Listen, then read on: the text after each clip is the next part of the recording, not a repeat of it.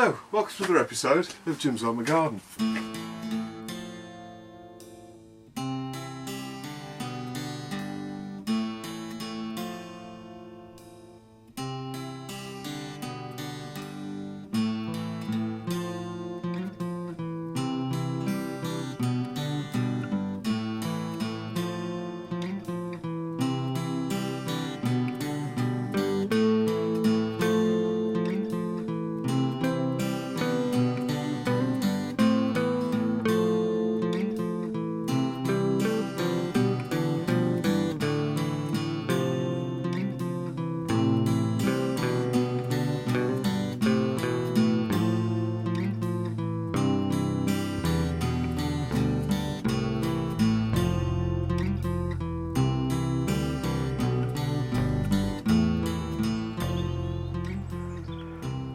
Okay, so I'm going to put some spinach beet in now. This is perpetual spinach, which is more of a chard than a spinach. But I always grow this because if it does run dry, it's not prone to run into seed, and I find this is a lot more successful than actually growing spinach, because when you grow spinach you have to be really on top of it all the time. If you let it go dry once, it'll run to seed, and I can't always guarantee that I can water every night, so I find that this is a lot more robust way of doing it. So this is perpetual spinach. Okay then, so I'm going to put 2 rows in like that. It is recommended that the seeds go sort of 40 inches apart, but I'm going to put them about 12 inches apart, to be honest with you, because I'm basically going to grow this as one row, if you like. So if I just show you the seeds, now the seeds are going to be very similar to the beetroot seeds. It's the same family plant, so it's like kind of a bit like cork, little pieces of cork. So all I'm going to do is plant them about 2 inches apart or so, going along like that. And I typically don't thin these out. I typically just plant them and then let them fight it out. I find that they typically thin themselves out, to be honest with you, if the strongest plant basically wins. And then what you want to do is cover them, if you get some lumps of soil like that, if I can find some that's damp, you want to cover them with about 1 inch of soil, so it's reasonably deep.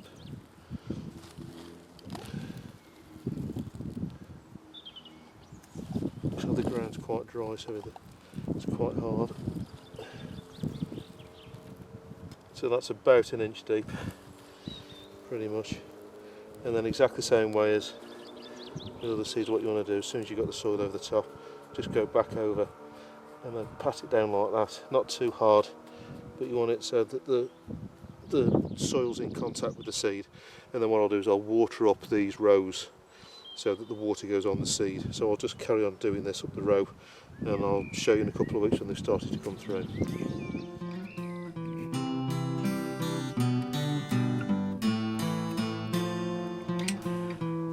Okay, so this is the second lot of jalapenos I'm going to be planting. Now these are some Thompson & Morgan seeds that I managed to get today from a local garden centre.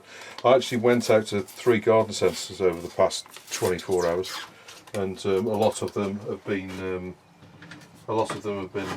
absolutely sort of empty of seeds. There's been a real call on seeds, so you don't get many seeds in here. I think there's 20 seeds, so hopefully I'll just have 1 seed for each of these cells here.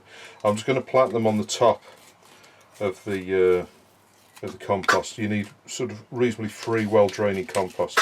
So what you don't want to do is water these too much when they're germinating.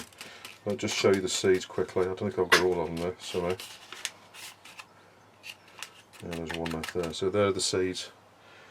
And all I'm going to do is make a slight indention on the top with my finger so that the seed sits in the middle. You don't want to plant them too deep, you only want them sort of a few millimetres deep. And all I'm going to do is just put one seed in each one of the indentions I've made on the top. Now I have planted some more peppers that I've actually got, so they're actually in a propagator at the moment. So I'm kind of edging my bet with these a bit, but I'll just see if these germinate or not. Right, so that's 1 seed in each, like that, and you can see that. just about see the seeds in each one. And then all I'm going to do then is just sprinkle a little teeny bit of compost over the top. So you don't need much, you just need to cover the seed basically, like that. And then I'm just going to pat the compost down so the seed's in contact with the compost. And then I'll stick a label in there, and hopefully you need a reasonable temperature for these to germinate. You need probably something around 20-25 degrees. So what I'm going to do is keep these in the greenhouse. The average temperature in the greenhouse at the moment is around sort of 20 degrees. What I'm going to do is probably put these in the house at least for a few days until they've sort of germinated. Yeah, we're 25 degrees now at the moment. So you know that's perfectly warm enough. Obviously the one thing you do want to do is water them with tap water that's been in the greenhouse for a while. So what I typically do is fill the watering can the night before, put that from the tap, put that in the greenhouse, and then it gets the same temperature as the greenhouse, so the water will be 25 degrees or so. And then I can water these and get them set up. So I just need to put a label to show that they're jalapenos, and I'll show you those in a couple of weeks' time as soon as they get going.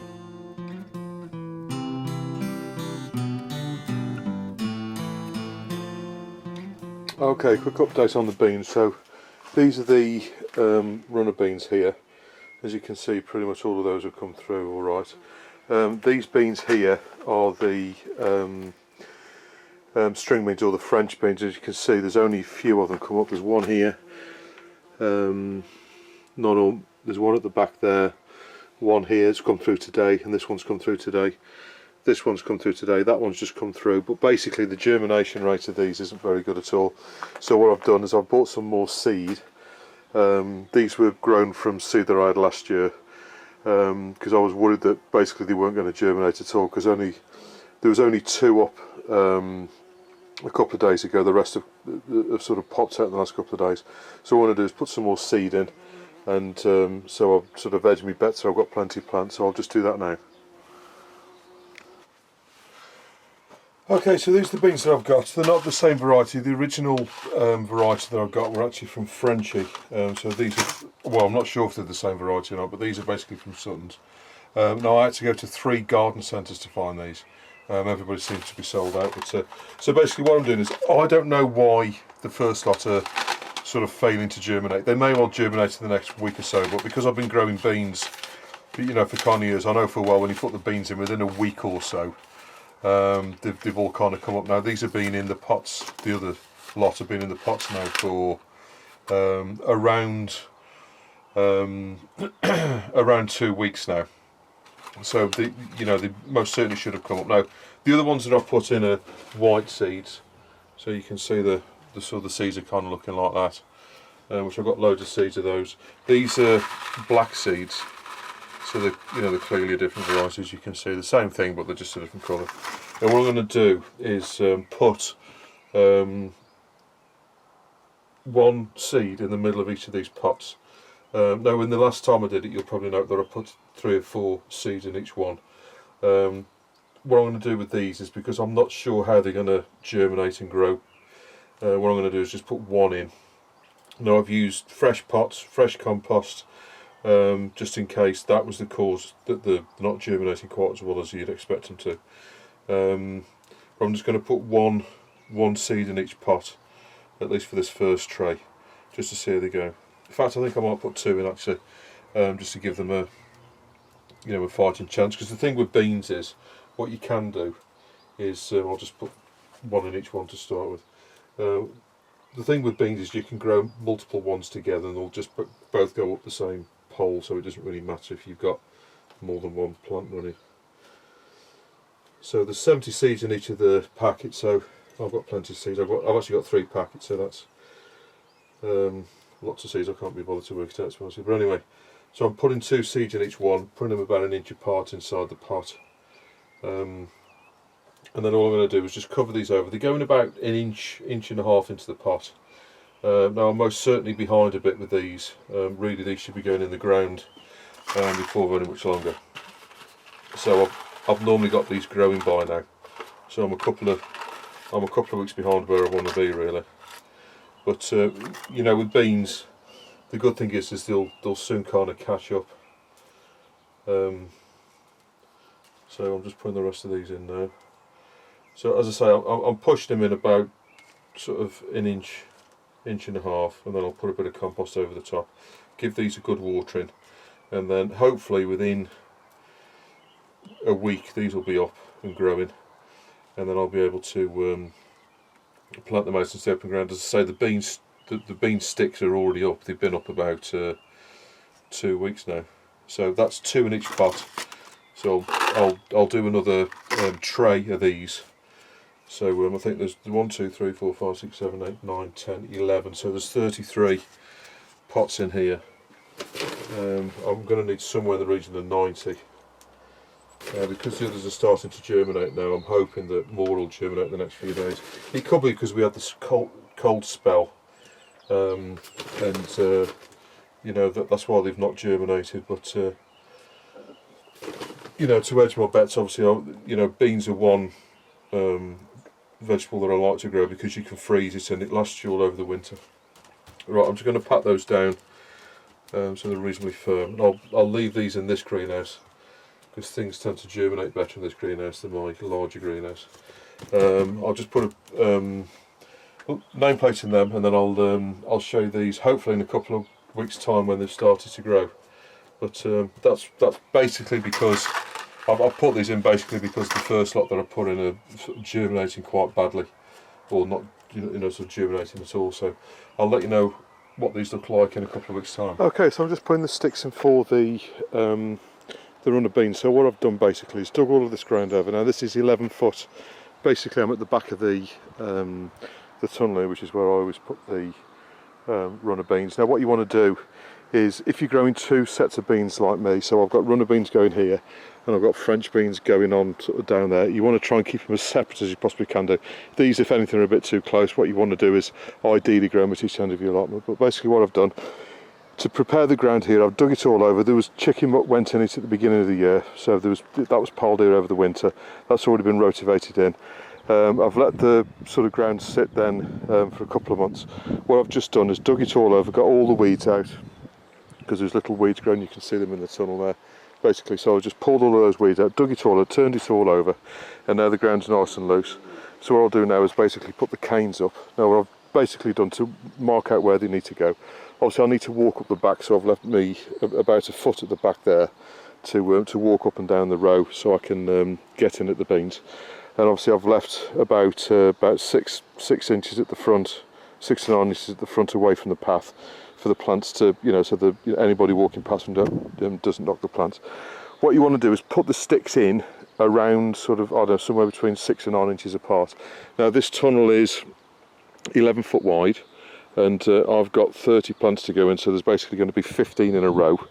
So I'm going to put the sticks roughly about 9 inches apart going up. So I'm going to have 2 rows with the sticks being 9 inches apart, and then I'll tie them up at the top. I'll show that when I've done it in a moment. And then as soon as you've done that, what you want to do, the best tip I can give you, is plant the beans plant inside the cane. The reason being is, as you walk up and down the row to either water them or pick the beans, you don't catch your feet on the plant and basically sort of chop the plant off at the bottom, because they're easily broken at the bottom. If you plant just inside the cane will protect the actual plant on the inside. And then you can get to them to water them, and then you can also sort of protect them against you sort of walking up and down. One other thing that sort of tip for when you're putting the bean canes up, what you want to try and do is get the rows at least 2 foot apart. The further apart you get them, the more stable the structure will be. And obviously when beans get towards the end of the season, when the beans are on and stuff like that, it can get a little bit top heavy. So what you want to do is try and make the structure as sort of sound as you possibly can do when you're putting it in. So always put your rows about 2 foot, if not 2.5 foot apart. I can just about manage 2 foot here. And then obviously get the canes and then put diagonals in, which I'll show you in a moment anyway. But basically the diagonals, and if you can see there, I've got the canes going up and down for the beans to grow up, and then I've got diagonals going that way as well, which will stop the bean canes rocking backwards and forwards. So if you can do that, then that'll make a much sounder construction on your bean cane. So I'll do that here, and I'll show you in a few moments what it looks like. Okay, so that's the canes up. So as you can see, It's about kind of 6 foot. I've tied them all together, so these are 8-foot canes. They're going a foot into the ground all the way along, and then the tide, it's about 6.5 foot up in the air.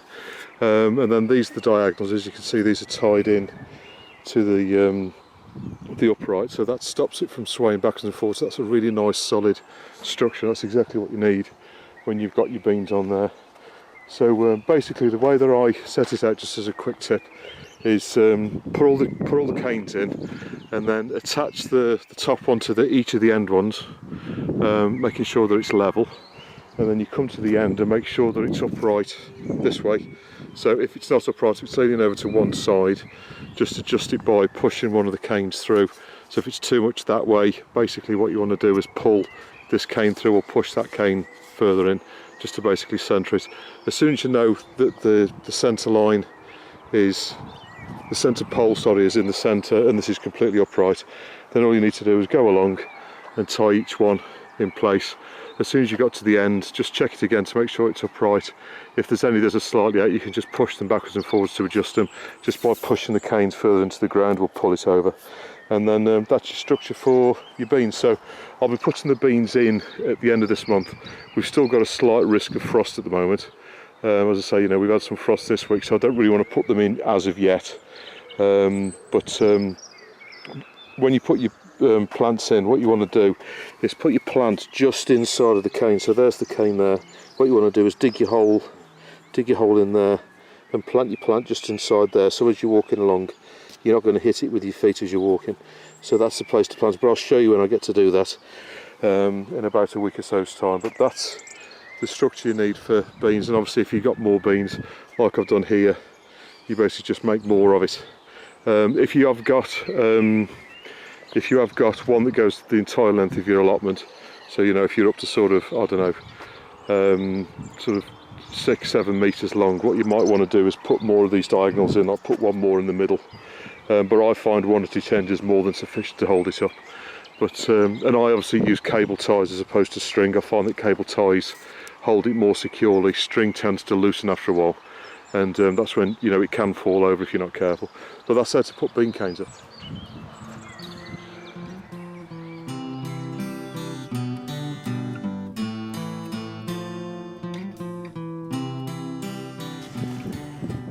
Okay, so just taking a quick tour of the allotment and the greenhouses. So these are the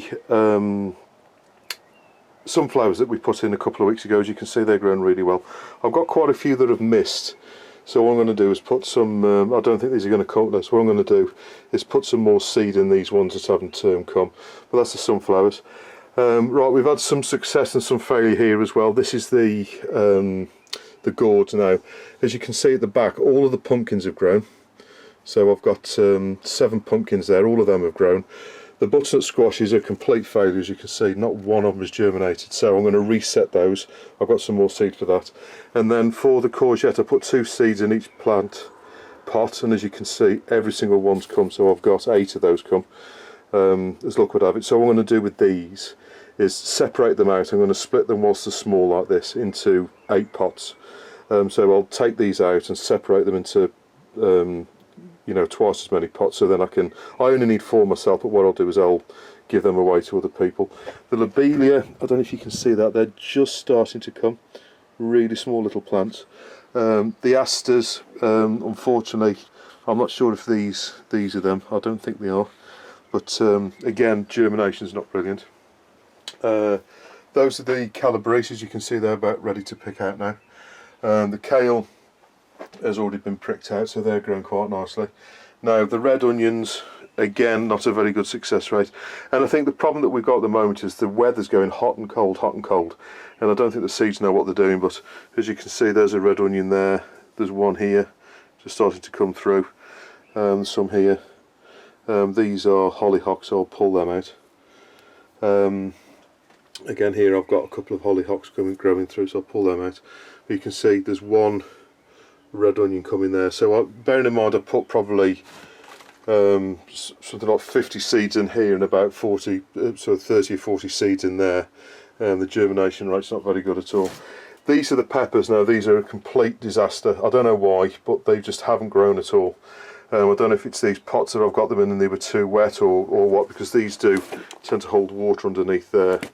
And I don't know if these have got sort of too waterlogged. The fact I've got a little bit of green sort of haze on the top, you know, a bit of fungi growing, that's algae, sorry, that's possibly the cause of these not germinating. But I'm going to have to set all of the peppers again. Apart from the cayenne peppers, they've done really well, and ironically they're in a different tray, so I think these trays aren't very good for peppers, so I'm going to try and plant them in a full tray like this. Those are the two tomato sets there, so that's Garden's Delight at the front, and then at the back those are the Golden Sunrise, the yellow tomatoes, and then just there are the leeks growing quite nicely, so they're sort of probably going to go out in the ground in probably about 2 or 3 weeks. So that's the first greenhouse. Obviously you can see that the mint and lemon balm and everything's growing quite nicely in this hollyhock here. In this greenhouse here we've got the beans, so nothing's showing as of yet. So that's runner beans, and then there's 3 lots of string beans, and then those are the cabbage plants, as you can see, growing quite nicely. But it is early for these beans yet, to be honest with you. And then we've got 4 lots of basil, which is growing really well. I'm going to leave them in the pots and just grow them as is in the greenhouse. And then here we've got, that's the moneymaker tomatoes, which are growing really well. I'm going to prick them out before much longer. And then that's the asparagus that I planted last year. And then in here we've got verbena, as you can see there, starting to grow in there. So those are the verbena plants. Right, so what I've done in here over the last couple of weeks is I've emptied out the chicken run. So there's loads of chicken manure and straw gone in here. You can see that I've not actually dug that bit in yet. So all that's going to be dug in there. So there's a barra of chicken manure there, which is all nice and dried. So I'll dig all that into the ground, and then this is had 2 wheelbarrows in. So this has all been sort of dug in and that, so that's all ready. What I will do, just before I put the tomatoes in, is obviously all of these will go, and then I'll dig all this over again just to make it nice and loose for the tomato plants, and dig all the manure in, and then I'll be planting the tomato plants in here, and obviously the cane's ready there to put the tomatoes up. So that's the second greenhouse, and we've just got the couple of asparagus plants here, which will be going in the ground shortly, and the fuchsias just starting to come. Not quite big enough to take cuttings off yet, but growing quite nicely nevertheless. So that's the second greenhouse. Coming around here, obviously this is the new strawberry bed that I put together. I think it hadn't got the net on it last time I showed you, but I'll put some net around now. So obviously to pick the strawberries I can just lift that up and pick the strawberries. A few weeds growing in there, but I'll get those out in the next few days. But the strawberries are growing quite nicely. The asparagus has grown quite a lot over the last couple of weeks, as you can see. It's now up to about 5 foot high. I have got a little bit of bindweed in there, as you can see. That's come through under the path. So what I'm going to do is, I've dug out that sort of bit there already. So what I'm going to do is dig out as much as I can. Obviously the problem that you get when you've got perennial plants here, so things like the asparagus, the raspberries and the trees and stuff are all perennial plants, i.e. they're in there all the time. It's difficult to dig the ground without damaging the plant, so what I'm going to do is dig it out as best I can, and then where the plant comes out in the path, I'm going to declare chemical warfare this year, and I'm going to put weed killer up there. I don't like doing it, but unfortunately you know, I can't get rid of the weed unless I dig all the asparagus up, and I'll probably kill it by digging it up. So what I'm going to do is dig out what I can between the plants, and then on the path itself and anything near the path I'm going to put weed killer on. The chives are doing well, as you can see. They're just about starting to open, which is quite nice. That's some hollyhocks that I grew last year, which are going to go out into the garden for much longer.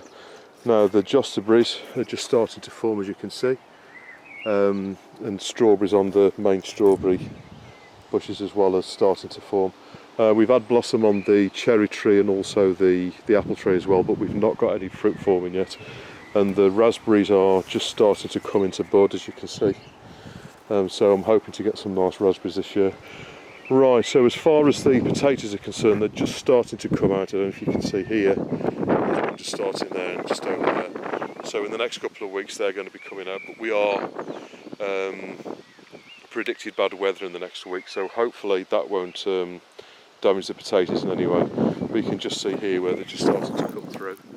They're on there and over there. So I've got 10 rows of potatoes in now. So there's 7 rows here, and then there's 3 rows just slightly further down. And then just here I've got 3 rows of parsnips. There's 3 rows of parsnips in there.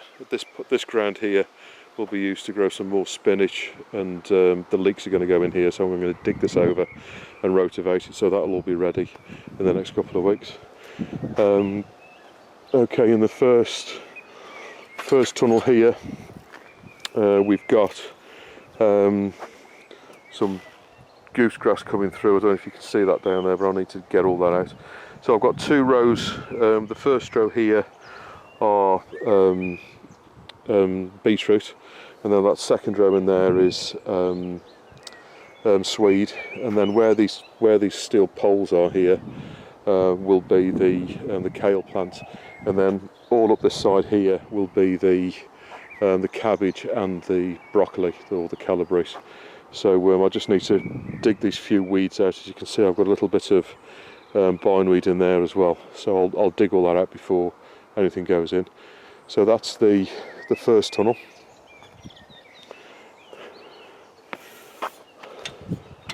Okay, then between the 2 tunnels I've not done anything yet because I've still got spinach in there, so we're still picking at the spinach. It's just starting to run to seed now, so I'm just picking the last few bits for meals, and then all of this will be dug over, and I'll be growing the gourds between here.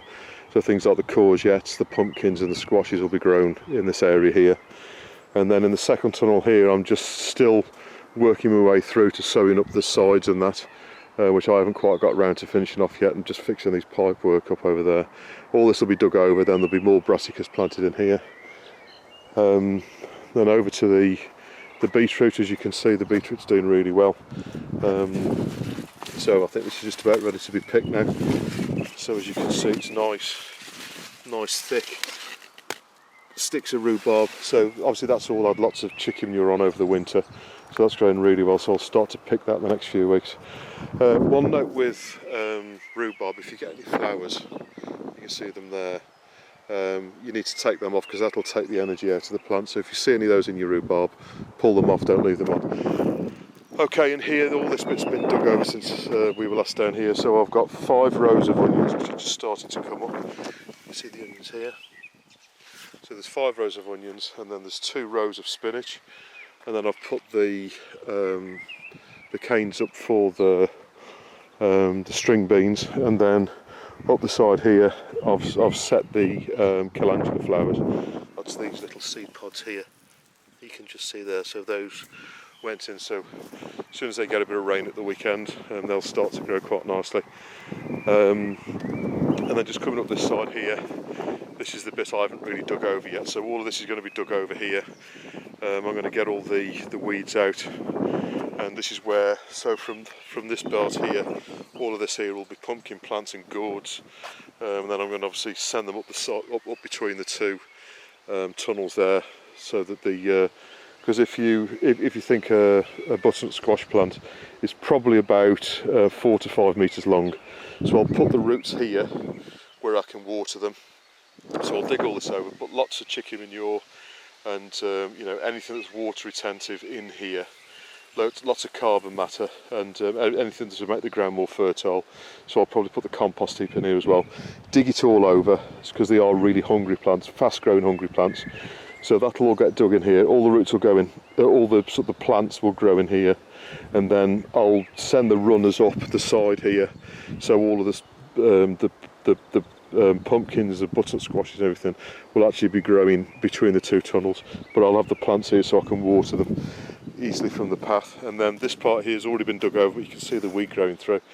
This is where the runner beans are going to go, so I'm going to put another set of canes up just like these here along the back of here, like I normally do, and then that's where the runner beans will be this year. And then back on this side, obviously we've got the 3 rows of potatoes. All 10 rows of potatoes are kestrel, and I'll be digging them up probably in September time. And then As you can see, I've actually got some runner beans growing through here. That's where the runner beans were last year, so I've actually got some beans growing in the potatoes. But that's the other side of the parsnip rows. If you're wondering why I put these little yoghurt pots on the top of the canes, it's so if anybody falls over, rather than getting a metal pole, you know, they've got, you know, that to try and cushion the blow a little bit. I find that helps a little bit. It takes all the sharp edges off. And then here we've got the other side of the strawberries. As you can see, they're flowering quite nicely, and there's a few weeds in there which I need to get in there to get out, but the strawberries are flowering really well, so I'm hoping to get a really good crop of strawberries. I'm hoping this bad weather we're going to get at the weekend isn't going to knock them back, and I hope, you know, we're going to get a good crop of strawberries this year, but we'll have to see. I don't know how bad the weather's going to get, to be honest with you. And then this is the apple tree, as you can see, nicely in blossom there, and the cherry tree's in the middle. The cherry tree's already been in blossom, so hopefully some cherries are forming now. Just have a quick look. Yeah, you can just see the cherries forming here, look. So that's a branch with some blossom, that's had some blossom on.